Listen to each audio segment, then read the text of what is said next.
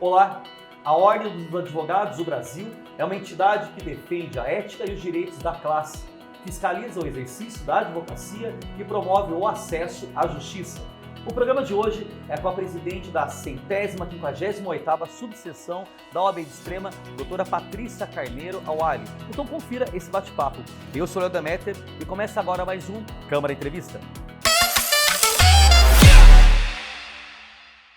A OAB é uma instituição que representa os advogados enquanto classe profissional, mas não é apenas isso. Suas funções também incluem proteger a Constituição e o Estado de Direito. Vamos conhecer um pouco sobre as funções, natureza jurídica e as obrigações da Ordem. Quem explica isso e outros temas relacionados é a advogada e presidente da OAB aqui da cidade de Extrema, doutora Patrícia Carneiro Awali. Ela nasceu em Curitiba, Paraná, em 12 de junho de 1970. É filha de Renaud e Ingrid Carneiro da Silva. Mora em Extrema há 29 anos e é casada com o advogado Maurício José Awali, também advogado. Tem 3 filhos, Cauê, Henrique e Gilberto. Formou-se em Direito pela Universidade São Francisco, a USF, de Bragança Paulista, em 1991. Seu ramo de atuação é a área civil e familiar. Ela preside a OAB de Extrema há 9 anos e, como hobby, faz trabalhos artesanais e participa ainda da produção associada ao turismo aqui da cidade de Extrema. Bem, vamos começar o nosso bate-papo desejando boas-vindas, tudo bem? Tudo bem, muito obrigada pelo convite. Patrícia, você nasceu em Curitiba e teve um contato muito grande com o Extrema logo no começo, quando você veio para Extrema. Como é que foi essa relação com o Extrema? Então, Léo, na realidade eu conheci Extrema em 1988. Nossa, faz bastante quando tempo. Eu estava na faculdade ainda. Nós fizemos um trabalho de sociologia e tive o primeiro contato no bairro da Bela Vista. E o bairro da Bela Vista ainda era chão de terra, né? Então eu tive esse primeiro contato nessa época. E depois, pela faculdade em Bragança Paulista, conheci várias pessoas que faziam a faculdade lá comigo e acabei me formando e voltei para Curitiba. Acabei me casando com o Maurício, né, que é de São Paulo. Fui para São Paulo e, como a gente gostava muito da cidade, resolvemos vir aventurar. Bacana. E criar nossos filhos aqui. E fala uma coisa para mim, vamos entrar agora na esfera da OAB e principalmente na subseção que atende aqui o município de Extrema. Eu queria saber como é que funciona a 158ª OAB aqui de Extrema. Então, a OAB ela é composta por uma diretoria, sendo eu a presidente. Daí tem o doutor Diogo, hoje, que é o nosso vice-presidente. Nós temos a nossa secretária, que é a doutora Damares. A minha tesoureira, né, que eu chamo a minha tesoureira porque está sempre comigo, é a doutora Flávia. E o doutor Vicente, também é secretário adjunto. Então, somos nós 5 que coordenamos. E, além disso, também nós temos várias comissões. Nós temos a Comissão da Mulher Advogada, nós temos a Comissão da Jovem Advocacia, Comissão de Eventos, né? E a gente depende dos advogados quererem participar, serem mais ativos, né? Porque nós podemos abrir várias comissões que têm como intuito, né, promover as ações sociais, promover o estudo, um desenvolvimento cultural, né? Então, basicamente, é isso. Ô, Patrícia, hoje estão inscritos quantos advogados aqui na Ordem?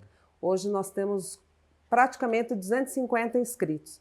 Claro que nessas inscrições nós contamos muito com advogados de fora, tendo em vista o aumento, né, da nossa cidade, do crescimento das indústrias. Então, hoje nós acreditamos que em torno de 40% dessas carteiras que são distribuídas, né, que são entregues, elas são de advogados de fora, são carteiras suplementares que nós chamamos. Entendi. E fala um pouquinho para mim, quais são os benefícios que os advogados têm mediante filiação aqui ao OAB? Na realidade é obrigatório, né? Você se forma, você vira bacharel em Direito, né? Bacharel em Direito você não consegue atender o jurisdicionado. Você precisa prestar o fatídico exame da ordem que o pessoal tem medo.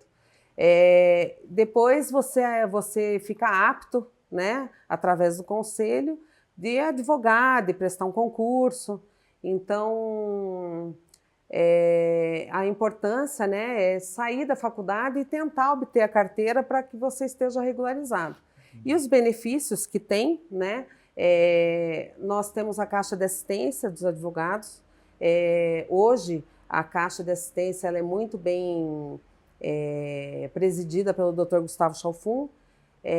Existem inúmeros benefícios, né? Nós temos auxílio maternidade para as advogadas, nós temos auxílio funeral, né? Nós temos auxílio quando o advogado está doente, ele tem a isenção da sua mensalidade.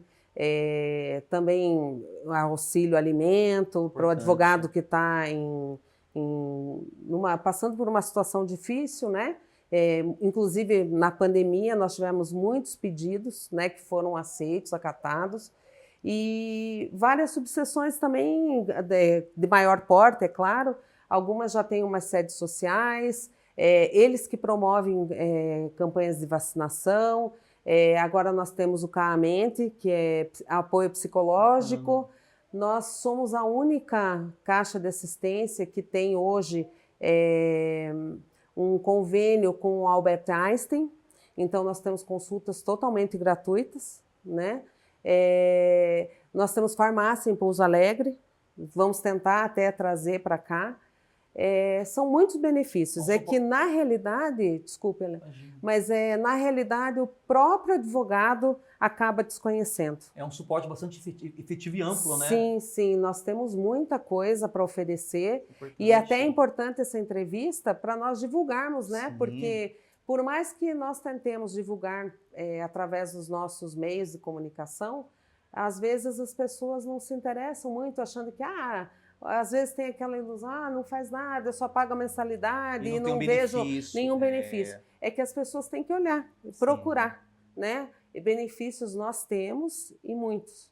Bastam os advogados quererem. Importante informação, divulgar.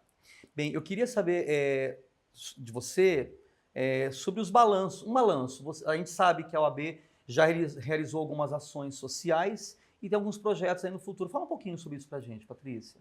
Nós, socialmente mesmo, plano social, ainda nós ficamos muito no campo das ideias. Por quê? Porque nós não tínhamos local apropriado para fazer essas reuniões. A gente sempre depende ou do poder público ou empréstimo de algum espaço.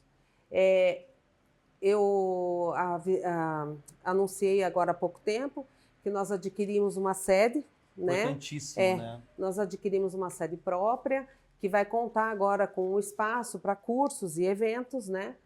Vamos ajudar a jovem advocacia com o escritório compartilhado, porque uma grande preocupação da nossa gestão é que o advogado ele sai da faculdade hoje, ele não tem condição financeira de alugar algum espaço, né? Porque, querendo ou não, você pode pensar assim, mas o advogado, um computador, um celular, ele está... E não é isso, né? A gente precisa ter um espaço para atender bem o cliente, mesmo que o espaço seja pequeno, e a gente sabe que muitas pessoas não têm essas condições.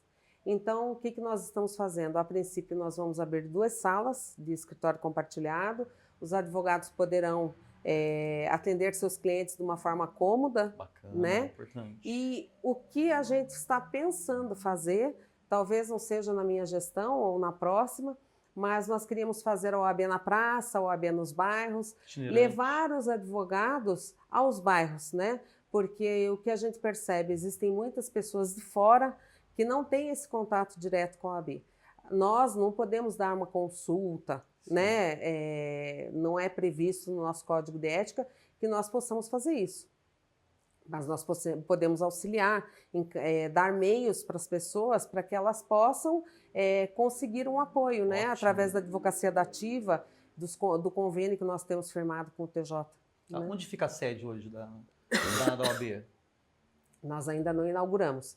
Vai ser ali na Ponte Nova, perto daquele restaurante japonês, sabe? Mas ainda nós não inauguramos. Próximo à Praça dos Três Poderes. Próximo à Praça dos Três Poderes. Eu vou te fazer muito importante esse esclarecimento, saber que o profissional da área de direito, principalmente o advogado, tem essa estrutura e pode contar com o apoio e o suporte da OAB aqui de Extrema, né, Patrícia? Sim, claro. Bem, eu queria te perguntar uma outra coisa. A OAB é uma das instituições fiscalizadoras da eleição. E a gente sabe que 2024 é um período eleitoral, né? E a OAB ela atestou novamente a confiabilidade do resultado. Qual o papel da advocacia, que a advocacia deve cumprir na discussão sobre a lisura do processo eleitoral?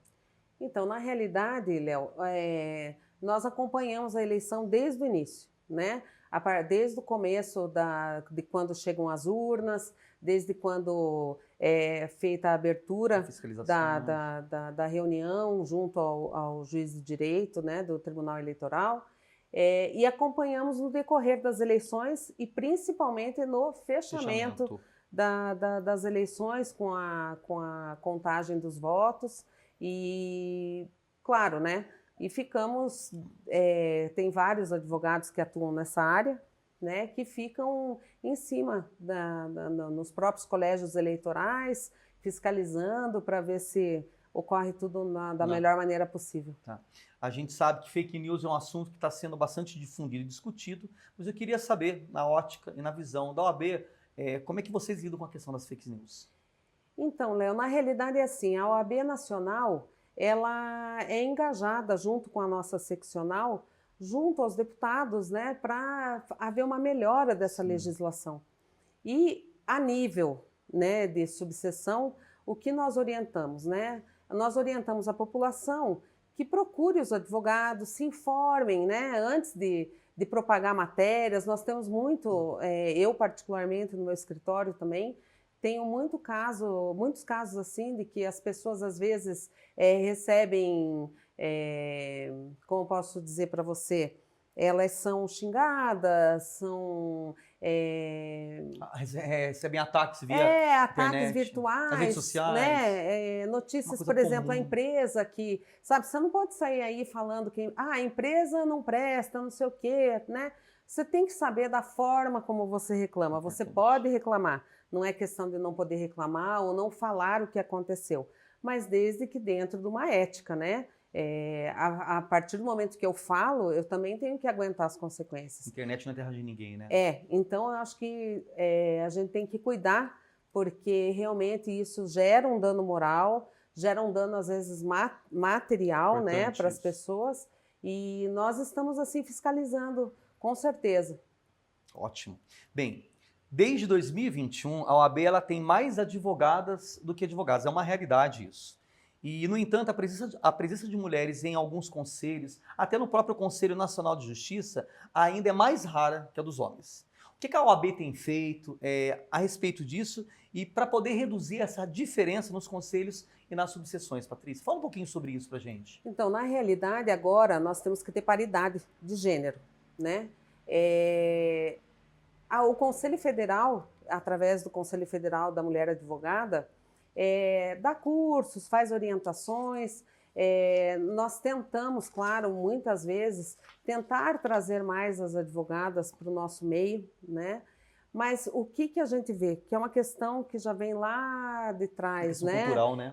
É cultura, porque a mulher ela tem que exercer cargos de chefia, ela tem que exercer cargos de mais liderança, né? Com certeza. De representatividade. De representatividade, né? Perante a população, ou numa empresa, tudo. Só que o que acontece? Existem muitas mães que são solo, mães que acabam se divorciando e ficam com a guarda dos filhos. Então, o tempo da mulher ele é reduzido. Então, o que nós fazemos? O que a gente observa hoje que está sendo mais feito? Eu digo no campo da OAB, por exemplo, se nós temos uma palestra ou um curso, então a gente já tem essa visão de montar um espaço para bebês, de montar um espaço para crianças, porque às vezes a advogada ela quer ir, se preparar melhor, mas ela não tem, às vezes, com quem deixar. Às vezes, é o que eu falei, não tem o numerário, né? Mas que as mulheres, elas ocupam hoje nas faculdades, assim, eu acredito que em torno de 80% são mulheres. Eu entrego, assim, carteiras, por exemplo, de 15 carteiras, 3 é para homem, né? Para advogado. Então, a gente está tentando isso, começando até pela paridade nas próprias eleições. Inclusive, nós da subseção aqui, salvo engano, na minha primeira gestão, a nossa diretoria era só mulheres, né? A segunda vez que eu fui, do ano passado, da outra gestão, também só se interessaram mulheres. E daí nós enfrentamos dificuldades. Por quê? Porque não conseguíamos achar advogados que quisessem participar da chapa. E agora a paridade era o contrário. Eu precisava encontrar homens para compor a chapa. Então, as coisas estão mudando. Aos poucos elas estão mudando. E a OAB é um exemplo disso. Bacana. Bem, eu queria te fazer uma outra pergunta. Quais são os principais desafios enfrentados atualmente pela OAB aqui de Extrema? Você consegue mensurar isso? Olha, o meu desafio mesmo são as reclamações em relação aos procedimentos éticos, né? Eu enfrento assim um problema de que o advogado ele tem o dever, a obrigação de atender o cliente da melhor forma possível, né? Eu pego muito no pé dos advogados em relação a isso, tanto se você atender de forma particular, quanto de forma pro bono ou se você aceitar a nomeação de sedativo, né?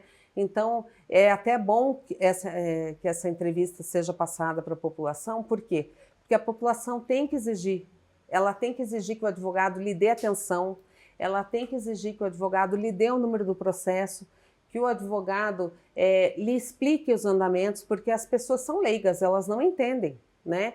Então, o meu maior enfrentamento hoje é em relação à boa qualidade de serviço. Nós tentamos muitas vezes falar com o advogado, nós intermediamos, às vezes, conversa entre advogados, aparamos algumas arestas, porque a dificuldade é da pessoa falar com o advogado. Então, o atendimento, eu sei que é moderno, o WhatsApp, o computador, mas o cara a cara, na advocacia, ele é essencial. Você precisa ter uma conversa assim com o seu cliente. Clara, né? Clara, ver os documentos, sabe? Perguntar na dúvida. Perguntar. E coisa que às vezes você no WhatsApp você não consegue fazer, né? Você não consegue ter aquela proximidade do cliente que é necessária. Então, assim, o nosso maior desafio hoje é dar para a população um atendimento de qualidade, né? Então, hoje a OAB ela tem as portas abertas, eu recebo as pessoas que querem tirar dúvidas em relação aos serviços judiciários, porque as pessoas também enfrentam dificuldade, elas não entendem a demora, né, que nós enfrentamos no nosso município. Nós lutamos muito para trazer a segunda vara, eram quase 7, 8 anos, indo diretamente a Belo Horizonte, demonstrando que a cidade cresceu, que nós não tínhamos mais condição de ficar com um só juiz, porque aqui é uma vara que demanda não é uma vara especializada, né? Então, as pessoas precisam de justiça e a justiça ela tem que ser efetiva.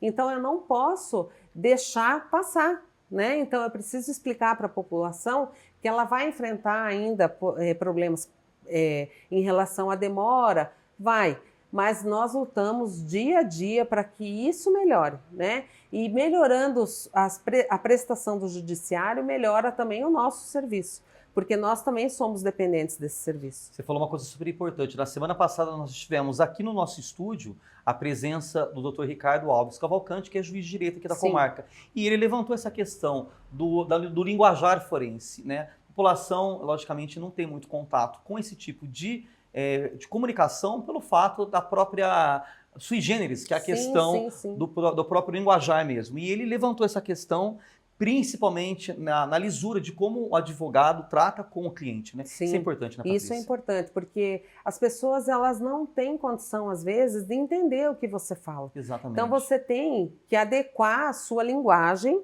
à linguagem da pessoa que está recebendo a informação, né? Então, nós assim, prezamos muito por isso, sabe? Porque, como você viu aí, eu sou advogada há 30 e poucos anos e a gente vê a dificuldade das pessoas e a nossa função, além de tudo, é social, né? Exatamente. E eu vim de uma família de juristas, né? E uma frase que eu sempre escutei desde pequena, que o advogado ele é médico da alma. Então, nós temos que cuidar das pessoas. né? Isso é importante. É mais que um compromisso, né? É É um dever de dever, cidadão, né? é um dever de cidadão. Bem, Patrícia, a gente está chegando aqui ao final do nosso bate-papo, mas antes de encerrar a nossa conversa, eu queria saber de você qual é o comprometimento da OAB de Extrema, você falou sobre a questão da comunidade, mas com a relação com a promoção da justiça. Qual é o comprometimento que a OAB tem com a promoção da justiça e principalmente com o bem-estar da nossa população de forma geral? Então, na realidade, Léo, nós firmamos convênio com o TJ, né?